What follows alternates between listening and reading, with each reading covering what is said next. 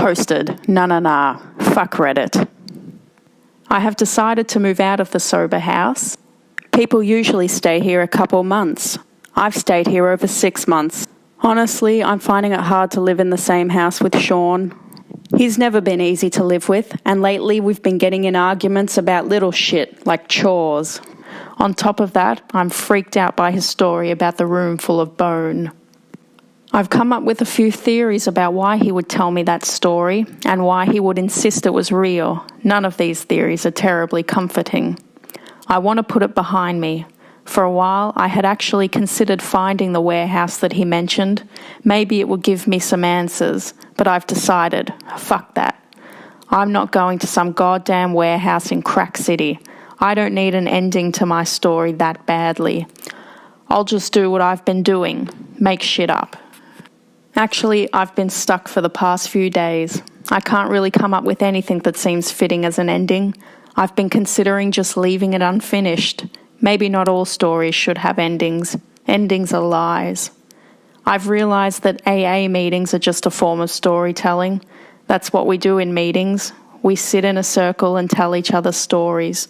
Oh, we pretend like it's all real life, but every time somebody shares, they make an attempt to storify their life, to make it into some tidy little parable.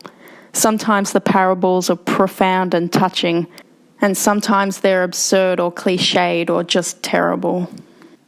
A guy in meeting might tell a story about how he got into an argument with his boss, and he might end it with something like, "And that's how I learned I need to stand up for myself." Except maybe arguing with his boss was a terrible idea. Maybe he's trying to portray stupidity as wisdom, or maybe it really was wisdom. Either way, he's packaging the truth up as a story with a lesson at the end.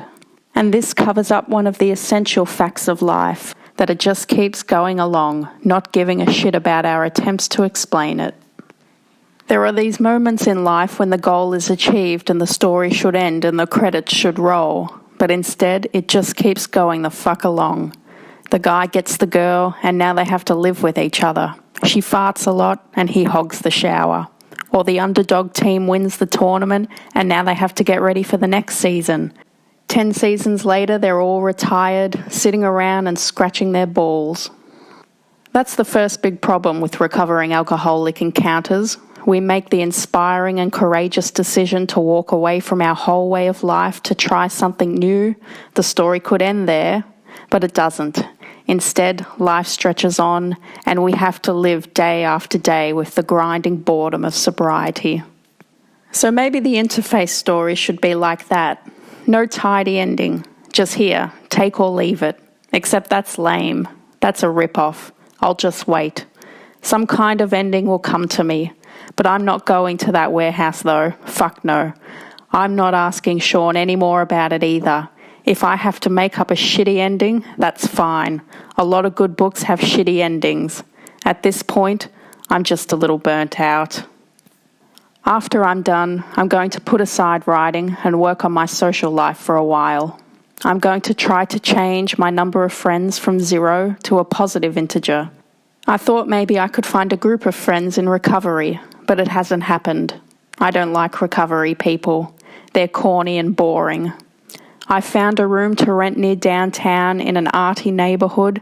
As a soon-to-be acclaimed writer, don't I belong among the thinkers and the artistes? The end to this chapter doesn't feel believable. After everything that this character has said previously, how could he come to this decision so lightly? Sure, he's a self-deceiving alcoholic. Sure, people make crazy decisions on a whim all the time. This might be realistic, but it is not believable. A novel must have more logic than real life. The events in a novel must operate by a chain of cause and effect that the reader can follow. If you're going to have somebody completely contradict their previously expressed viewpoints, it has to be the result of some event happening in their life which causes them to change.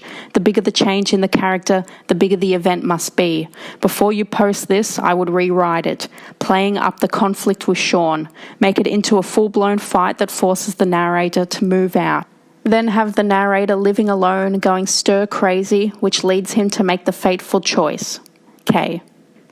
I'm going to get in touch with some old friends, and I'm going to go out and meet people. I'll just try to get a small circle of friends started. I know how to meet friends. I've always known how. It's easy. I'm going to drink again.